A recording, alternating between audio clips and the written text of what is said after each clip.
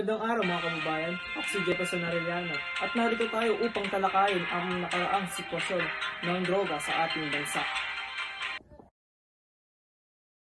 Sa nakaraang mga taon, patuloy na naging pangunahing isyu ang problema ng droga sa bansa.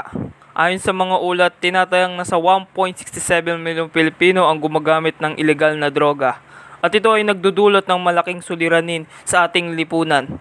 Kabilang sa mga pangunahing droga na ginagamit ay ang shabu, marijuana at ecstasy.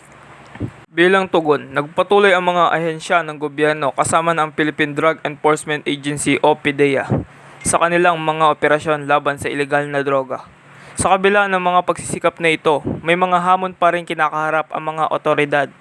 Ang mga pag-atake laban sa mga sospek at ang mga kontrobersyal na operasyon ay nagdulot ng mga tanong tungkol sa karapatang pantao at ang tamang paraan ng pagharap sa problemang ito.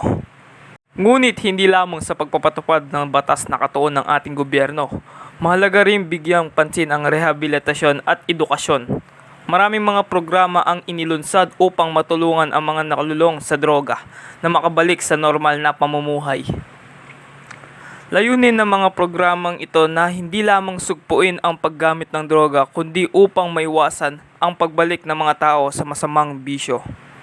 Ang bawat papel ng isa sa atin. Ang ating mga komunidad ay tungkulin na magbigay ng suporta at pagmamahal sa mga biktima ng droga.